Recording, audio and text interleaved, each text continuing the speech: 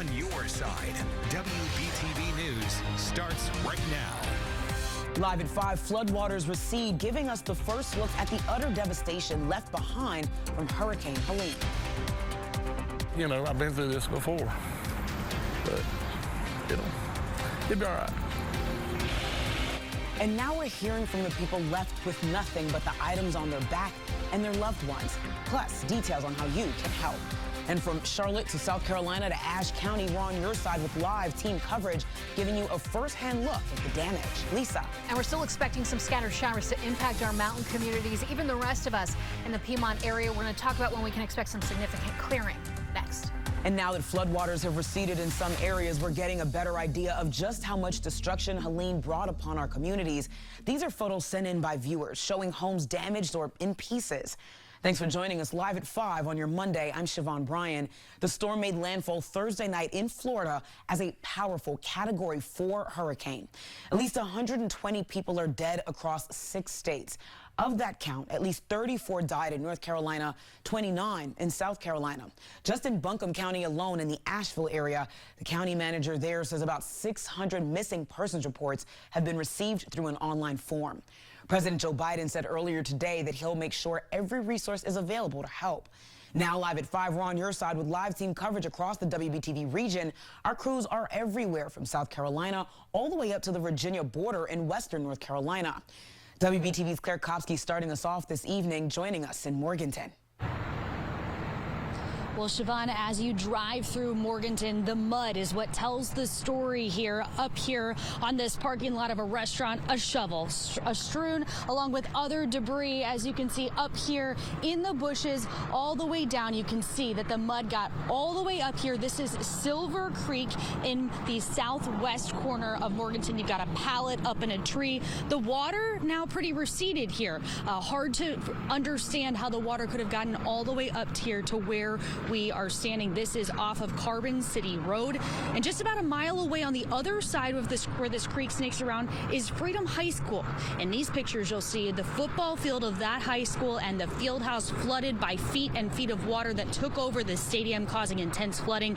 Those I spoke with who've been a part of the school community for years say this flooding is well beyond any of the previous hurricanes that pushed water onto this field, and they don't expect the school to have any more home games here this season.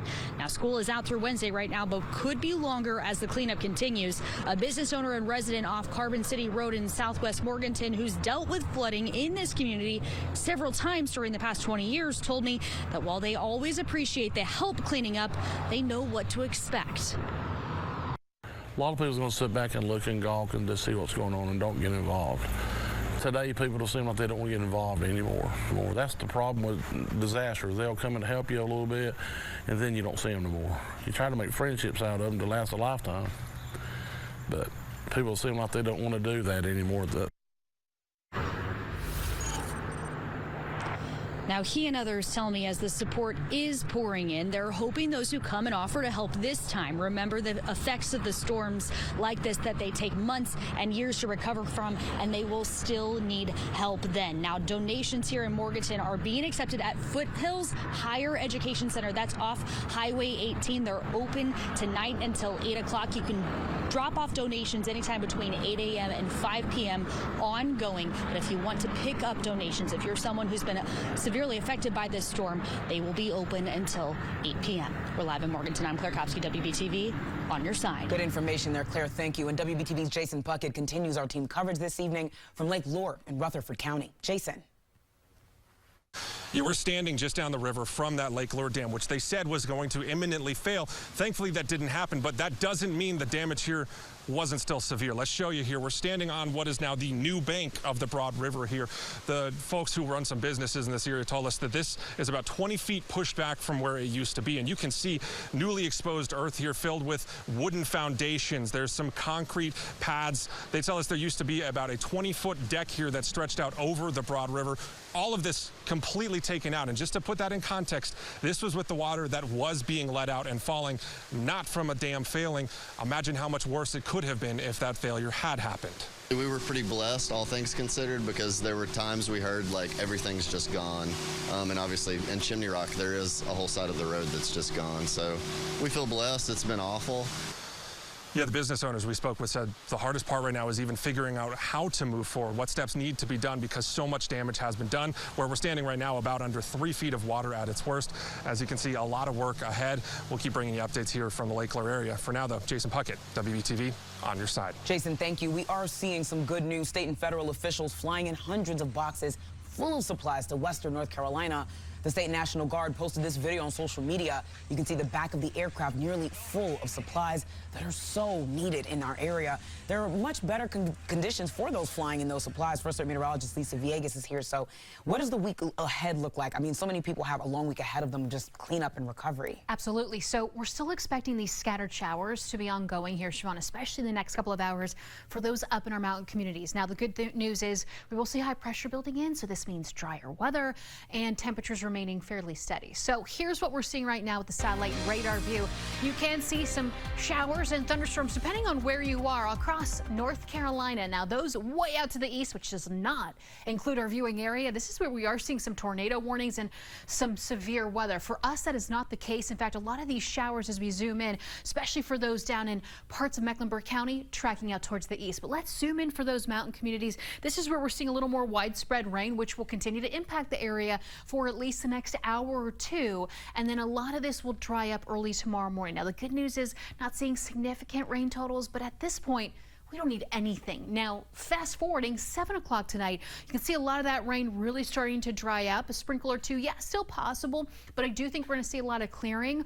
Isolated shower, yes, possible. Now, for tomorrow afternoon, I think we'll have a better opportunity to see more scattered showers, but later on tonight, kind of getting a nice little break. And speaking of tonight, temperatures upper 50s for our mountain communities, but this is where we can also expect fog, and that fog is really going to roll in for those who are not going to see the rain early tomorrow morning. So if you're thinking about getting a jump start on more cleaning tomorrow morning, you might have to hold off depending on that fog, which will be a little widespread and dense, but it will lift right around 10 o'clock in the morning. The rest of us also watching for some patchy dense fog. Later on tonight, temperatures eventually falling into the 70s. You can see more sunshine outside of Uptown. Wasn't always the case, and still can't rule out some of that cloud cover here and there. And like I said, also watching for the possibility of more of that patchy to dense fog early tomorrow morning. Then that slowly starts to lift, and then we're going to get ready for similar conditions like today. Some sun breaks possible as well. And then we're going to talk about the drying and what you can expect throughout the rest of the week here next. Lisa, thank you. Our team coverage on the aftermath of Helene, of course, continues. My co-anchor John Carter joining us live from Watauga County. John, what can you tell us? Well, Siobhan, right now the good news is the rain that was so heavily coming down a little bit earlier has pretty much gone away. It's still sprinkling out there right now, but at least it's not that heavy rain. And as my good friend Bain Martin was telling me, there's no wind up here today per se. So that's the good news, because what if this rain continually soaking the ground that's already soaked and you had wind there, that could bring a lot of trees, more trees down that have already come down. We've seen a lot of trees down over power lines. We've seen so much debris in the many streams and the creeks and the rivers here in Watauga County. And we sort of focused on Boone for most of the time that we've been up here in the Vilas area and surrounding areas. We haven't touched base much, though, on Blowing Rock, which is just a few miles outside of Boone. You come through Blowing Rock on Highway 321 before you get into Boone. Blowing Rock is one of the greatest, nicest, wonderful tourist destinations in the United States. It's been written up in so many travel magazines and such. It's typically filled with tourists.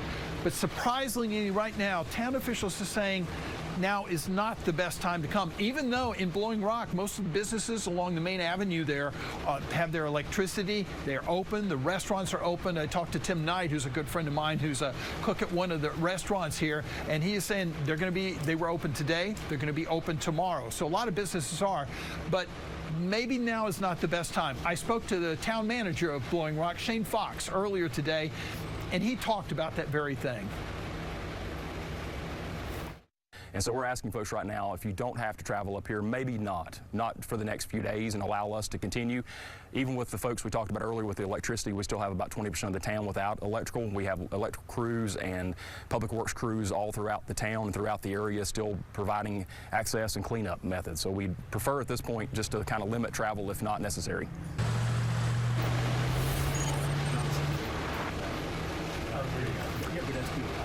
And of course, the town of Blowing Rock loves the tourists who come through there, but now again is maybe not the time to come up.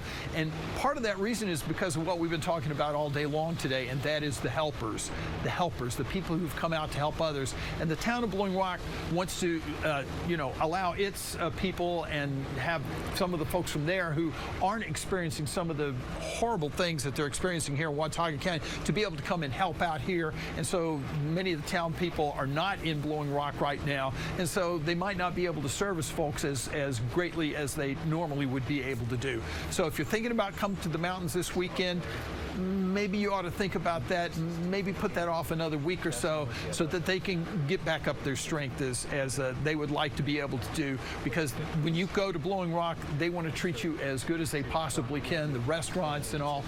Right now, local folks are going to the restaurants, local folks are going into the businesses, and that's working out for them now. But again, they want to help others outside of Blowing Rock. So Siobhan, things are going to gradually get better here, but it is going to take some time.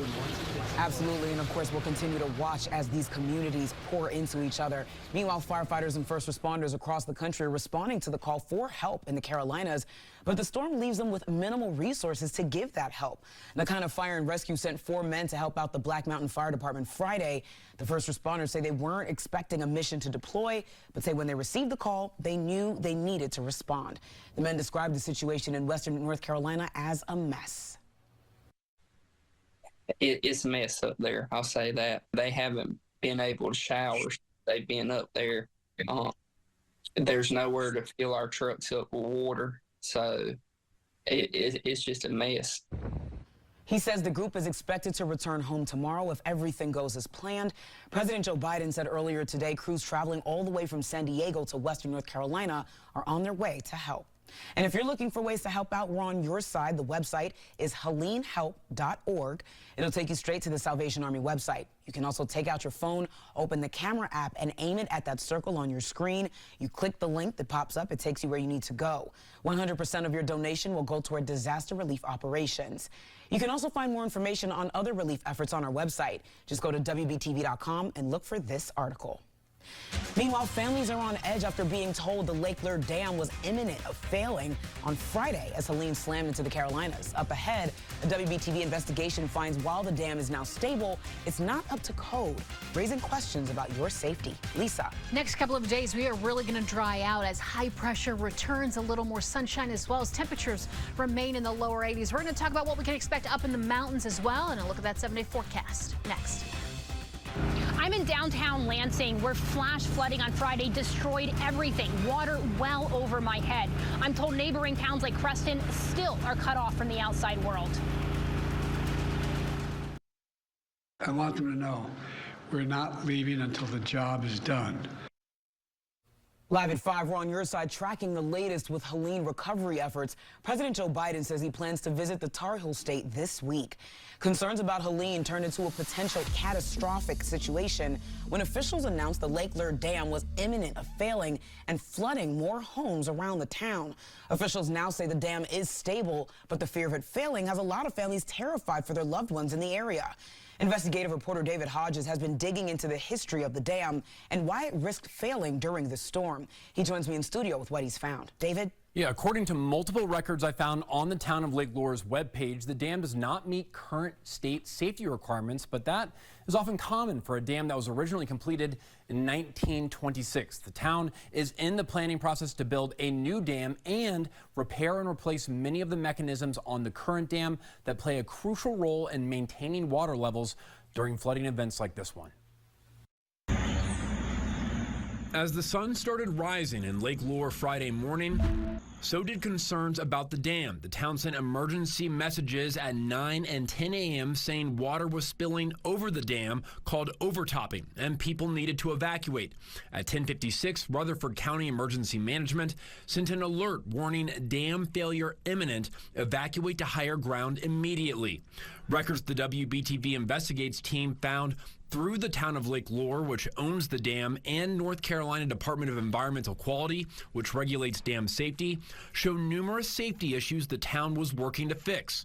Town officials are working with engineers to design and build a new dam 100 yards down the river from the nearly century-old existing dam. In the interim, work was happening on the old dam, fixing or installing critical safety features, an upgraded gate valve that would serve as a reservoir drain, and replacing gates used to control lake levels.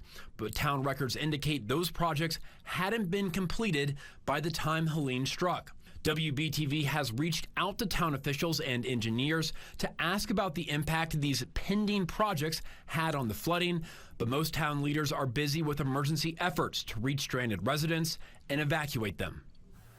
And I cannot stress enough that the latest information from the town confirms the Lake Lure Dam remains stable and they are continuing to monitor lake levels and consider water releases as needed. Coming up at 6, our investigation reveals dozens, actually hundreds of high hazard dams across the area. What that means for your safety, we'll be digging into it soon. Siobhan? David, thank you. Your full forecast just seconds away with everything you need to know as we start off the work week. Modeling your bathroom is more convenient than ever with West Shore Homes' online design tool. Take out your phone and build your dream bath right now at westshorebath.com. Oh boy, does this ever lighten up this room. Whew. Miracles do happen. This week only, we have a deal so great we're making it interest-free until 2028. That's 48 months of no interest. Plus, schedule now to get free installation. Go to westshorebath.com to lock in this offer. Hey there, meteorologist Lisa Villegas. I want to start off with this wide view of parts of the Carolinas. So out towards the east, we have severe weather. We've got tornado warnings. We even have more flood warnings that are popping up. Not quite in our viewing area. We do have some flood advisories. I'm going to talk about that coming up. But I also want to focus in on the mountains because we have just not really seen a whole lot of clearing today. We had some widespread rain, which is still ongoing. A lot of this rain is very light. However, we are getting some heavy downpours, especially those just north of Banner Elk, seeing a nice cell there really hitting hard. So unfortunately, I don't like to see that. I know none of us do, but we are going to add up more rain totals here, and it's going to be hard for that cleanup to be ongoing. But later on this evening, we should get a break. So that's some good news. However, flood advisories continue for those like Morganton, just north of I-40 through Hickory. That's going to continue until 1 o'clock tomorrow afternoon. Also another flood advisory for those across parts of York like Fort Mill. That's going to continue until tomorrow morning right around 11 a.m. So we're still watching for these flooding concerns, even though we haven't seen a whole lot of rain, at least for the Piedmont area today. Now, temperature-wise, later on tonight, we're going to fall into those mid-60s for those like Charlotte, upper 50s for our mountain communities. Something I want to point out, we are going to get ready for fog tomorrow morning. This will be patchy and dense in some areas, especially up in the mountains. So this is going to make that cleanup effort a little more difficult, especially tomorrow morning. That should lift right around 10 o'clock in the morning, so we'll watch for that timing. But overall, the cloud cover still fairly thick tomorrow and still can't rule out some spotty showers. This could be a little more scattered for our mountain and in our foothill communities, however, not quite widespread. So the good news is improvement happening, but we're still going to continue with some of that activity by tomorrow afternoon. And then that evening, do you think we'll have a better opportunity of seeing those showers, a heavy downpour or two for us across parts of the Piedmont area? And then we really start to dry out as we head into Wednesday. Stray little sprinkle possible, but more sunshine as high pressure finally builds in. And that's actually helpful because we could really use that clearing as we take a look at the temperatures here for the next few days. We get ready for a frontal system. It's going to push through Wednesday, and this will also impact us into Saturday. So some dry air and cooler air by the weekend. Now, here's a look at your 7-day forecast, giving you some time to absorb this. We do get ready for more sunshine as we head through the week. Rain chances, they do taper off, so we all like that, I know. Saturdays, we get ready for that second frontal system this week. Still watching for a stray shower, maybe scattered depending on where you are, but we will start to clear out as temperatures really start to feel a little more like fall, at least finishing out the 7-day forecast with overnight lows pretty consistent, upper 50s and lower 60s through the majority of our 7-day. Lisa, thank you. Floodwaters all the way up to the second floor balconies at an apartment complex. See what was left when the water finally receded. That's coming up next here at 5.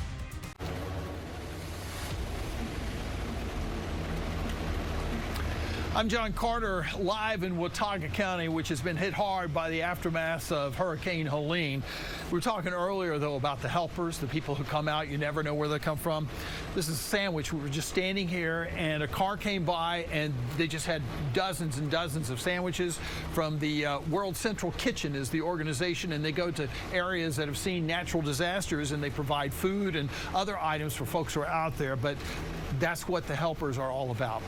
Meanwhile, we've been focused a little bit on Watauga County. We want to take you up a little bit further north to Ashe County, more specifically Lansing, where the situation is as bad there as it is anywhere else. In fact, the communication system up there right now is so bad that some folks can't touch base with other folks. They're not even sure how many folks may still be stranded. Our Naomi Coles has that story. The water has receded here in Ashe County, and what's left is hard to put into words. This is the Lansing Post Office. And if you walk inside, this is the water line that the water reached on Friday. It tells a horrific story of what happened here that day.